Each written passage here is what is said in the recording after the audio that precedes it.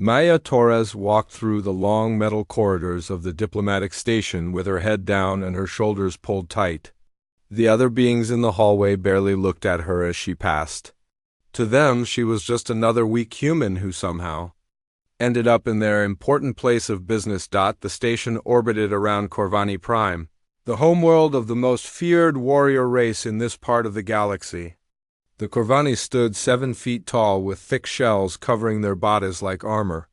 Their claws could cut through steel, and their strength could crush bones without effort. They had taken over dozens of worlds by force and made other species bow to their will. Maya had been working here for 6 months as a cultural attaché. Her job was to study Corvani customs and write reports about their society. Most days she sat in her small office reading old files and taking notes. The work was boring, but she did it without complaint. She had learned early that making noise or asking questions only brought unwanted attention. The other humans on the station worked in maintenance or food service. They kept their voices quiet and their movements careful. Everyone knew that the Corvani could snap a human neck with one hand if they felt annoyed enough. The smart thing to do was stay invisible and hope to finish your assignment without incident. General Vorthak ran the station with an iron fist. He was older than most Corvani, but still deadly strong.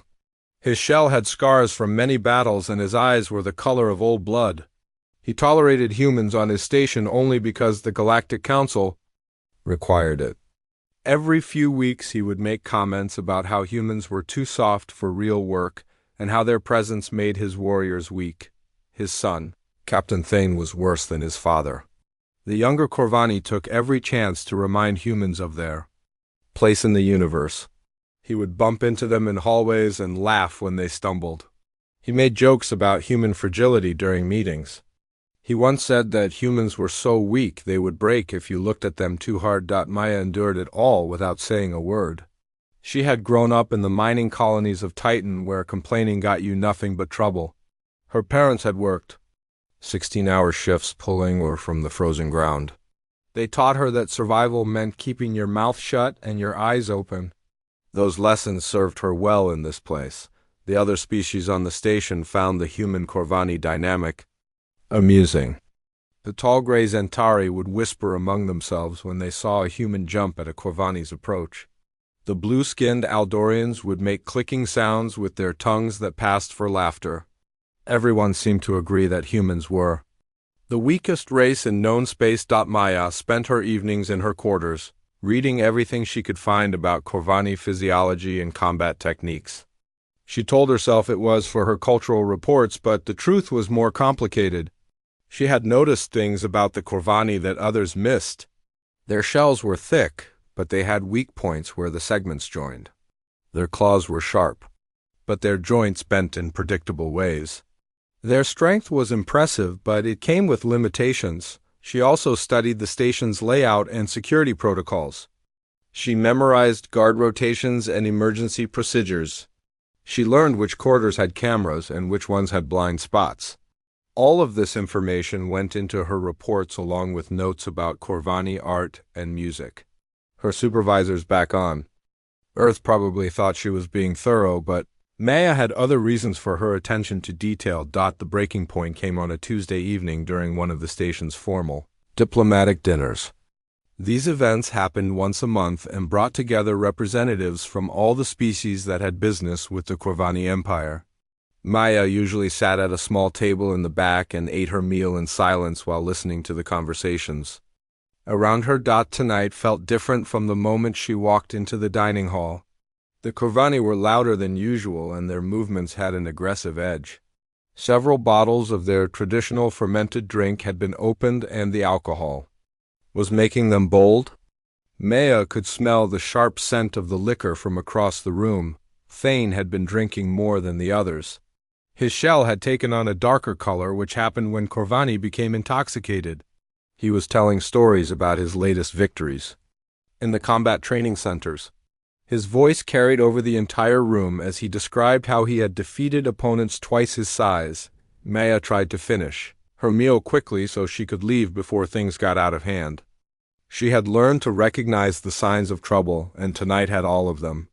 The smart thing to do was go back to her quarters and wait for the night to pass, but Thane had other plans. He stood up from his table and looked around the room with predatory satisfaction. His eyes settled on Maya's small figure hunched over her plate. A cruel smile spread across his face as he began walking toward her table. The room grew quiet as other diners noticed where Thane was heading. Maya felt dozens of eyes watching her as the young Corvani approached. She kept her head down and continued eating, but her heart was beating fast. She could hear his heavy footsteps getting closer with each passing second. When Thane reached her table, he stopped and loomed over her small form. His shadow fell across her plate as he spoke in a voice loud enough for everyone to hear. He said humans were so weak that their bones would snap like dry twigs if you squeezed them hard enough. He said he had always wondered what it would feel like to break a human arm. Maya set down her fork and looked up at him. For the first time in 6 months, she met a Corvani's gaze directly. There was something in her eyes that made Thane pause for just a moment, but the alcohol in his system pushed him forward and he reached out with one clawed hand toward her wrist. The moment his fingers touched her skin, Maya knew that her months of careful invisibility were about to end. Everything she had learned about staying quiet and avoiding trouble was about to be thrown away. But as Thane's grip tightened around her wrist, she realized that some things were worth the risk. The dining hall held its breath as the small human woman sat perfectly still under the Corvani warrior's grasp. Nobody moved, nobody spoke. They all waited to see what would happen when the strongest met the weakest in this corner of the galaxy. Thane's claws dug into Maya's wrist as he applied pressure. He expected to hear the satisfying crack of human bones giving way under his superior strength. The dining hall was silent except for the soft hum of air recyclers and the distant throb of the station's engines.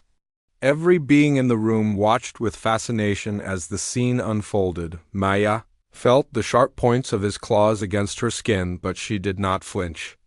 Years of working in the harsh conditions of Titan had taught her to endure pain without showing weakness. More importantly, she had spent months studying Corvani anatomy, and she knew exactly where their weaknesses lay hidden beneath their impressive shells. The young Corvani squeezed harder, his face twisted with cruel satisfaction. He announced to the room that he was going to demonstrate proper Corvani strength by breaking the fragile human female. His father, General Vorthak, watched from across the room with approval. The other species leaned forward in their seats, eager to witness the spectacle, but Maya had been preparing for this moment longer than anyone realized. Her quiet months on the station had been spent learning far more than Corvani culture. She had studied their military training videos, their medical files, their combat techniques. She knew that their impressive strength came with predictable limitations. When Thane applied maximum pressure to her wrist, Maya moved with lightning speed. She twisted her arm in a direction that used his own grip against him. Her free hand shot out and struck a specific point where his shell segments joined at the elbow. The impact was precise and devastating. The sound that filled the dining hall was not the crack of human bones breaking. Instead, it was the much louder snap of a Corvani arm being bent beyond its natural limit. Thane's confident expression changed to shock and then to screaming agony as his supposedly unbreakable warrior's limb twisted at an impossible angle. Maya had used a combination of leverage and anatomical knowledge that no Corvani had ever encountered. She struck the weak point in his shell with enough force to create a fracture that spread through the chitinous armor. Then she applied a joint lock that used his own body weight against him. The technique was brutally effective. Thane crashed to the floor, his broken arm hanging at a grotesque angle. His screams echoed off the walls as he writhed in pain. The mighty warrior who had boasted about breaking human bones was now reduced to a helpless figure crying for help. His shell had turned pale with shock and fluid leaked from the cracks in his armor. The room erupted in chaos. Other Corvani rushed toward the fallen captain while alien diplomats pushed back from their tables in surprise. General Vorthak roared in fury as he saw his son's condition. Several warriors drew their weapons and pointed them at Maya, who stood Calmly beside Thane's broken form, Maya brushed imaginary dust from her diplomatic uniform and straightened her collar. She showed no sign of the adrenaline that was coursing through her system. Her expression remained neutral as she looked down at the Corvani who had underestimated her so badly.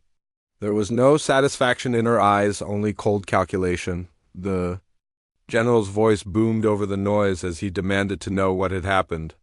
Several witnesses stammered out their accounts, but their stories sounded impossible. A small human female had broken the arm of their finest young warrior using nothing but her bare hands. The physics of it made no sense according to everything. They knew about human weakness. Maya spoke for the first time since the incident began. Her voice was steady and clear as she explained that Captain Thane had initiated physical contact without her consent. She had simply defended herself using techniques that were common knowledge among her people. She suggested that perhaps the Corvani had been misinformed about human capabilities. Medical personnel arrived and began working on Thane's injury. They quickly realized that the break was more complex than anything they had seen before. The fracture had damaged multiple shell segments and affected the underlying muscle structure. It would require extensive surgery and the arm might never function properly again. General Vorthok's rage was building to dangerous levels. He declared that Maya had committed an act of war by assaulting a member of the warrior caste. He demanded her immediate execution as satisfaction for the insult to his family's honor. His warriors raised their weapons in preparation for carrying out the sentence, but Maya remained calm in the face of death threats. She reached into her jacket and withdrew a small recording device. She activated it, and the dining hall filled with the sound of Thane's voice boasting about breaking human bones. The recording continued through the entire incident, showing clearly that he had initiated the assault. The evidence was undeniable. Thane's own words condemned him in front of dozens of witnesses. Maya had not attacked anyone. She had simply defended herself when threatened with physical violence. According to both Corvani military law and Galactic Council regulations, her actions were completely justified. The other species in the room began to murmur among themselves. They had all heard stories about human weakness, but what they had just witnessed told a different story. A small human diplomat had defeated one of the Corvani's finest warriors without breaking a sweat. Perhaps everything they thought they knew about humanity was wrong. Maya tucked the recording device back into her jacket and looked around the room. For the first time in 6 months, she met the gaze of every being present. There was no fear in her eyes, no submission in her posture. She stood like someone who had just revealed a carefully guarded secret. The medical team finished their initial treatment of Thane's injury and prepared to transport him to the station's surgery center. As they lifted him onto a stretcher, his pain-clouded eyes found Maya's face. The look that passed between them was one of complete understanding. He had learned something about humans that he would never forget. General Vorthok's fury was reaching a breaking point. He knew that the recording protected Maya from immediate retaliation, but he was not going to let this insult pass.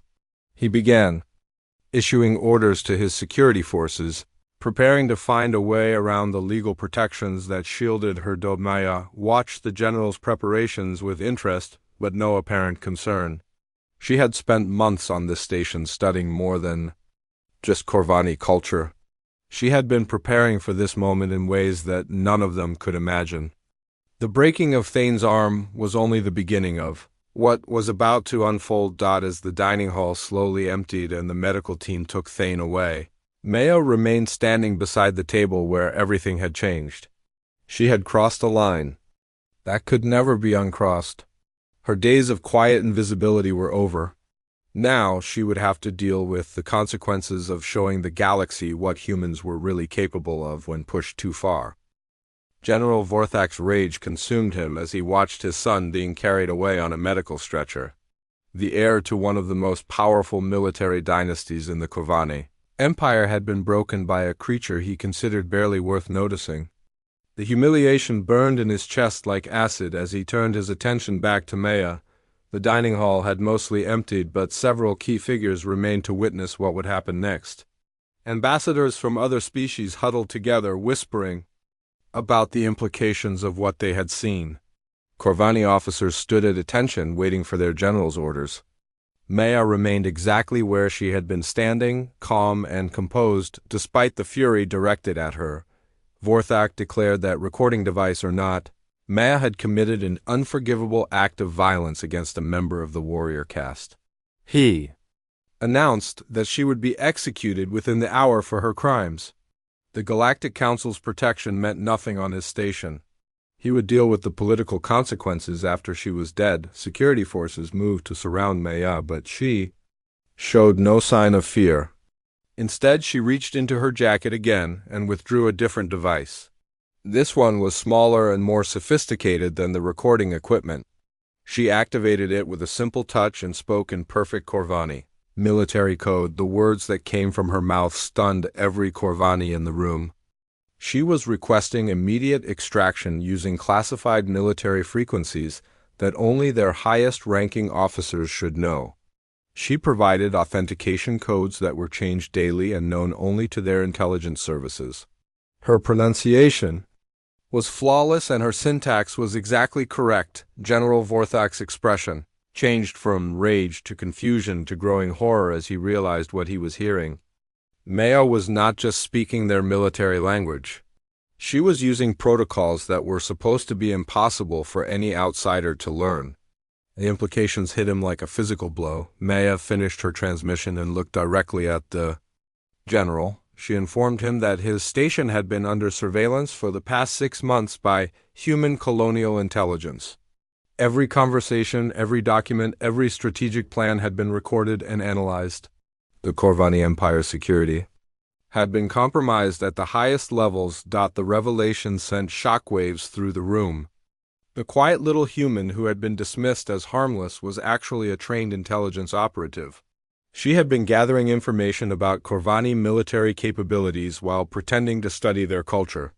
Her access to classified frequencies meant she had contacts deep within their own command structure. Maya continued speaking in the same calm voice she had used throughout the evening. She explained that her mission had been to assess Corvani military readiness and identify potential weaknesses in their defensive systems. The cultural attached cover story had given her access to areas that would have been forbidden to obvious intelligence personnel. The general security chief stepped forward and demanded to know how long the humans had been running operations on Corvani territory. Maya smiled for the first time that evening and told him that was classified information. She suggested that he might want to review the personnel files of every human who had worked on Corvani worlds in the past 5 years, as if summoned by her words. The station's proximity alarms began to sound.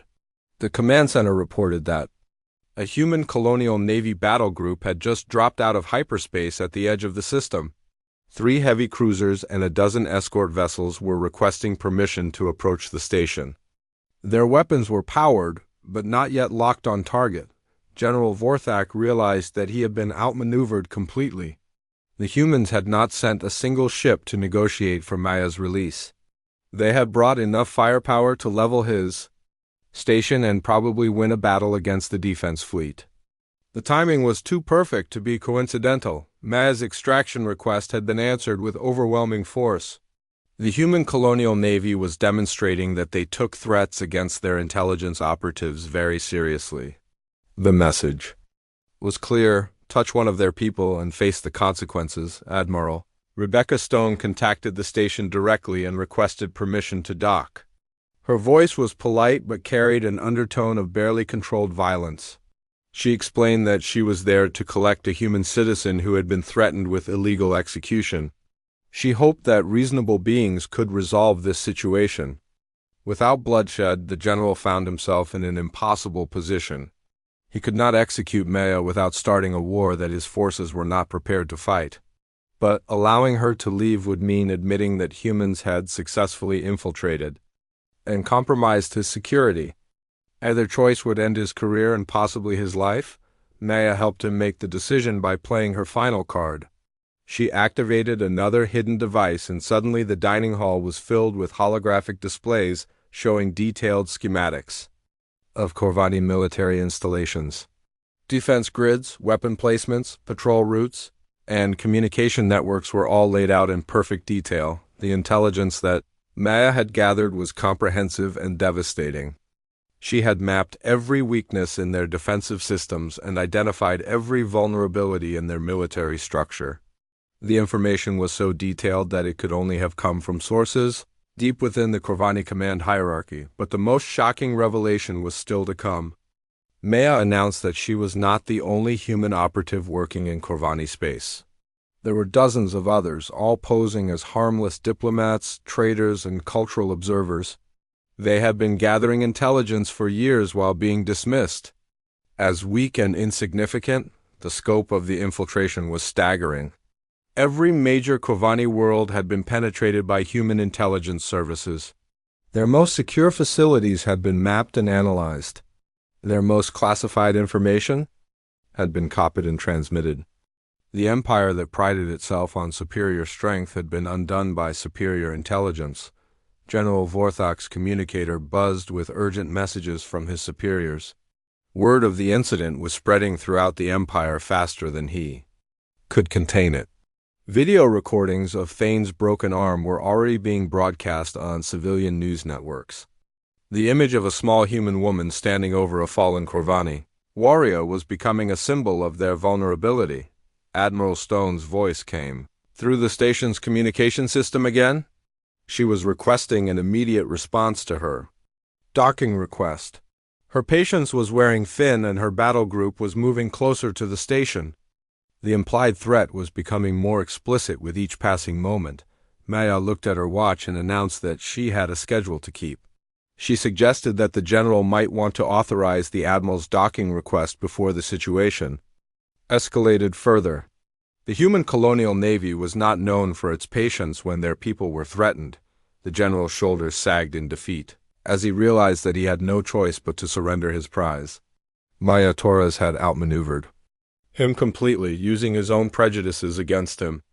The weak human female had proven to be more dangerous than an entire battle fleet. As security forces reluctantly stepped aside, Maya walked calmly toward the docking bay where Admiral Stone would soon arrive. Behind her, she left chaos and confusion, as the Corvani tried to comprehend how badly they had been deceived. The empire that had ruled through fear and intimidation was about to learn that there were other kinds of strength in the universe. Admiral Rebecca Stone stepped off her shuttle onto the diplomatic station with the confidence of someone who held all the cards. She was tall for a human, with steel-gray hair and eyes that had seen too many battles. Behind her came a full diplomatic escort armed with the latest human military technology. The Corvani guards who met them seemed small and uncertain in comparison. Maya waited in the docking bay, still wearing her diplomatic uniform but no longer bothering to hide her true nature. When the admiral approached, Maya snapped to attention and gave a crisp military salute. The gesture was not lost on the watching Corvani, who finally understood that they had been housing a trained operative for 6 months. Admiral Stone returned the salute and spoke in a voice that carried throughout the bay. She announced that Maya Torres was under the protection of the human colonial navy and that any attempt to harm her would be considered an act of war. She also mentioned that the footage of tonight's incident was already being broadcast throughout human space. The video of Thane's broken arm had become a sensation across the galaxy. The image of a small human woman defeating a Corvani warrior without apparent effort was being shared on every communication network. Species that had been intimidated by Corvani strength were suddenly questioning everything they thought they knew about the warrior empire. General Vorthok arrived at the docking bay with his remaining security forces, but he looked like a broken man. His son was in surgery with injuries that might never fully heal. His station's security had been compromised beyond repair. His career was effectively over and his family's honor was in ruins. Admiral Stone presented him with a formal diplomatic note from the human colonial government. The document detailed the intelligence operation that had been conducted on Corvani territory and listed the crimes committed against human personnel. It also included an offer to resolve the situation peacefully if certain conditions were met. The conditions were simple but devastating.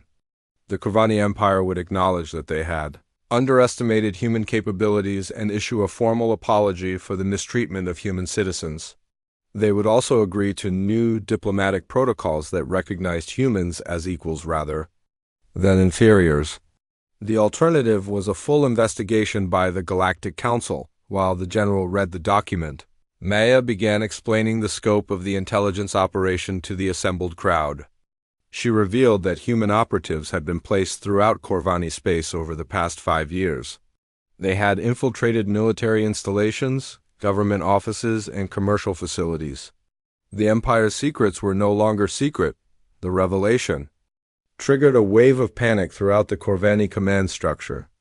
Emergency meetings were called on every major world as officials tried to identify which humans might be spies.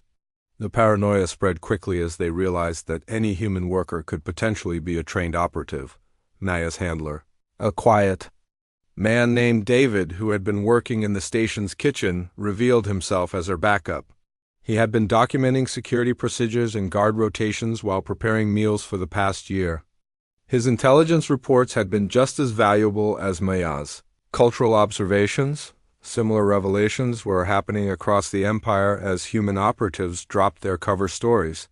The maintenance worker who had been mapping power systems was actually a sabotage expert. The trade representative who had been studying supply lines was a logistics analyst. The archaeological team that had been exploring ancient ruins was actually surveying potential military targets. The Corvani discovered that their empire had been infiltrated so thoroughly that they could not trust any human presence in their territory. But removing all human personnel would cripple their economy and diplomatic relations with other species. They were trapped by their own dependence on the beings they had dismissed as weak. News of the intelligence operation spread beyond Corvani space and reached the subject species that had been conquered by their military might. The revelation that humans had successfully penetrated Corvani security gave hope to rebels and resistance movements throughout the Empire. If the mighty warriors could be deceived by small humans, perhaps they were not as invincible as they seemed. Thane's surgery was completed, but the damage to his arm was extensive. The complex fracture had affected multiple shell segments and the underlying muscle tissue. The surgeons managed to repair the worst of the damage, but warned that he would never regain full use of the limb. The heir to a warrior dynasty was permanently disabled. The injury became a powerful symbol of Corvani vulnerability. Images of Thane's broken arm were carved into rebel banners and painted on the walls of occupied cities. The young warrior who had boasted about breaking human bones was now a reminder that the Empire could be defeated by intelligence and preparation.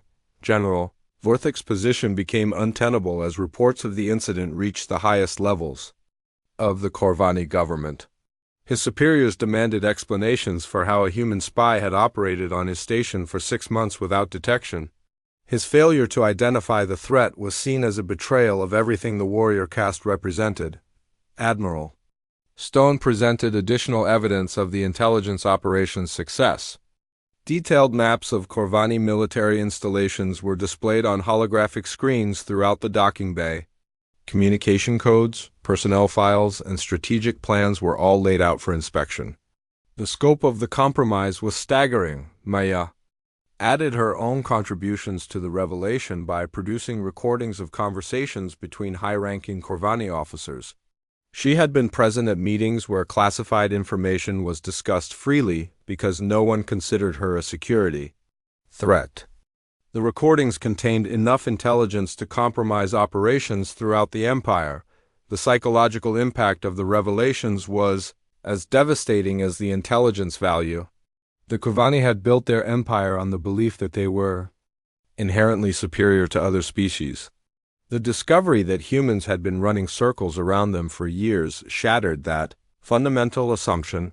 Other species began to reevaluate their relationships with the Corvani Empire.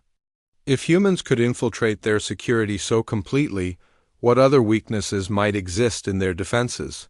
The aura of invincibility that had protected the Empire for generations was crumbling with each new revelation. Maya's mission had succeeded beyond her wildest expectations. She had been sent to assess Corvani military capabilities and had ended up triggering a crisis that would reshape the balance of power in the galaxy. Her actions had proven that intelligence and preparation could overcome physical strength and intimidation. As Admiral Stone prepared to depart with her rescued operative, she delivered a final message to General Vorthok. She informed him that the human colonial navy would be watching Corvani activities much more closely in the future. Any mistreatment of human citizens would be met with swift and decisive action. The general could only nod in acknowledgement as he watched his world fall apart around him. The small human woman who had broken his son's arm had also broken the foundations of everything he believed about strength and power. Maya Torres had proven that in the vast cosmos, appearances could be fatally deceiving. The shuttle carrying Maya and Admiral Stone departed from the station as the first reports of rebellions began reaching Corvani command centers. The empire that had ruled through fear and intimidation was about to learn that there were consequences for underestimating the intelligence and determination of those they considered weak. 3 months after the incident on the diplomatic station, the galaxy was a very different place. The event that historians would later call the Corvani humbling had triggered changes that no one could have predicted. The empire that had ruled through fear and intimidation for generations was struggling to maintain control over its territory. Maya Torres sat in a briefing room aboard the human colonial navy flagship, reviewing intelligence reports from across Corvani space. The quiet cultural attach who had once endured daily humiliation was now one of the most sought-after operatives in human intelligence services. Her success had opened doors that she had never imagined possible.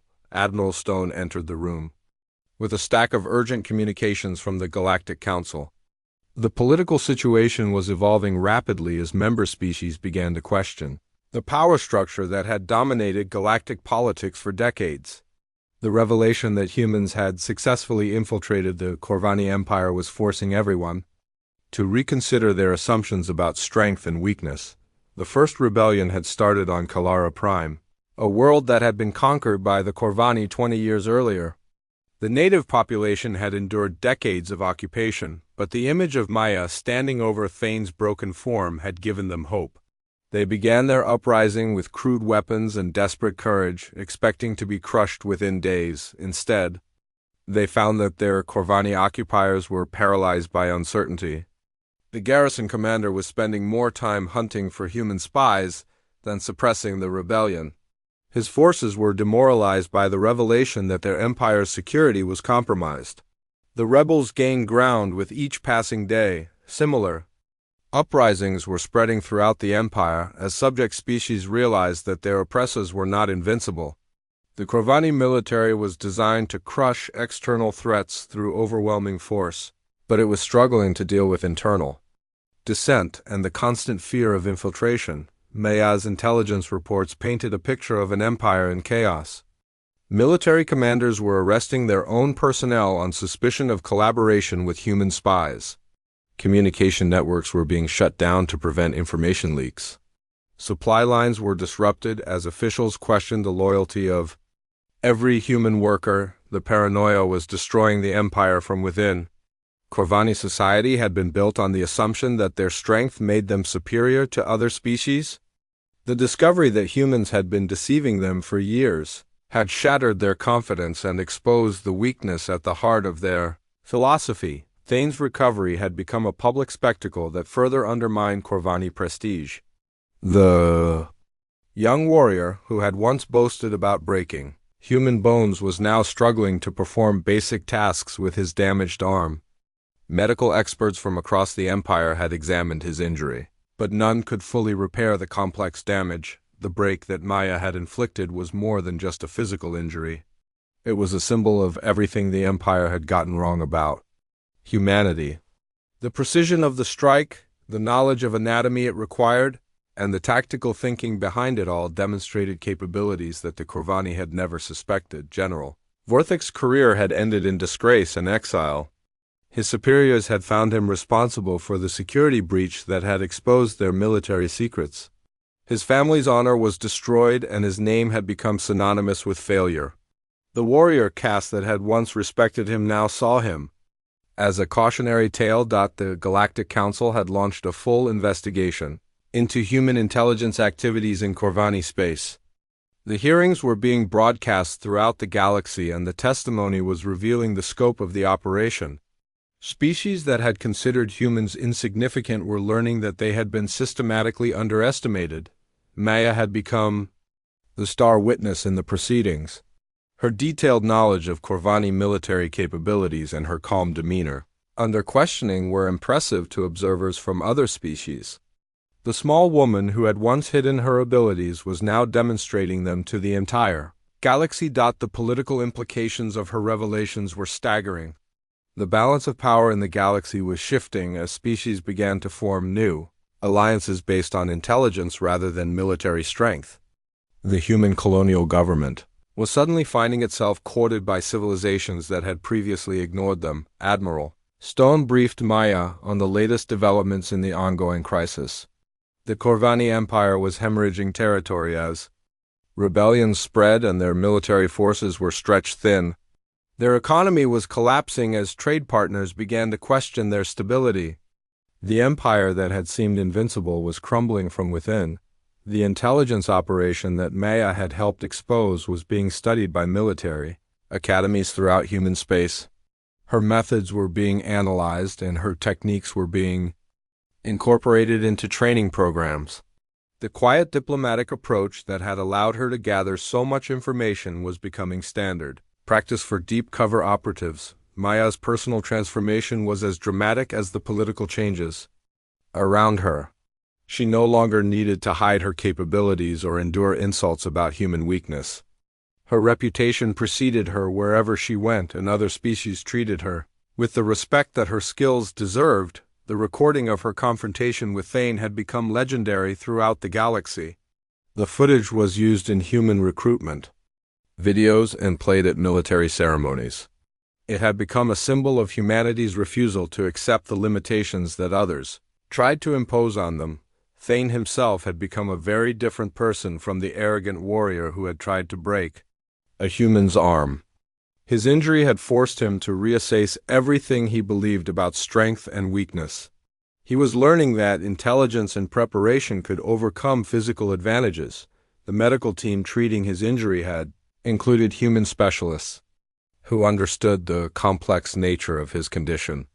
Their expertise had helped improve his recovery and demonstrated that cooperation could achieve better results than intimidation. The experience had changed his perspective on human capabilities. Maya's handler David had been promoted to lead a new intelligence division focused on deep cover operations. His success in maintaining his cover while gathering crucial intelligence had earned him recognition throughout the human intelligence community. The quiet kitchen worker had become a legend in his own right. The ripple effects of the Corvani humbling were still spreading throughout the galaxy. Species that had been bullied by the Empire were finding their voices and demanding better treatment. The assumption that physical strength automatically translated to political power was being challenged everywhere. Maya stood at the observation deck of the flagship, looking out at the stars that had once seemed dominated by Corvani power. The galaxy was changing, and humanity was finally being recognized for what it truly was. A species with the intelligence and determination to overcome any obstacle. The small woman who had once endured daily humiliation on a diplomatic station had become a symbol of human potential. She had proven that appearances could be deceiving and that the greatest strength often came from being underestimated. The galaxy would never make that mistake about humanity again. As Maya prepared for her next assignment, she reflected on the lessons of the past few months. The Corvani had learned that their empire was built on false assumptions about strength and weakness. The galaxy had learned that humans were far more capable than they appeared. And Maya herself had learned that sometimes the greatest victory came from simply being yourself when others expected you to be someone else. The new order that was emerging from the chaos would be very different from the one that had come before. Intelligence would matter more than intimidation. Cooperation would be valued over conquest, and humanity would finally take its place as an equal among the stars, no longer dismissed as weak but respected for the strength that truly mattered.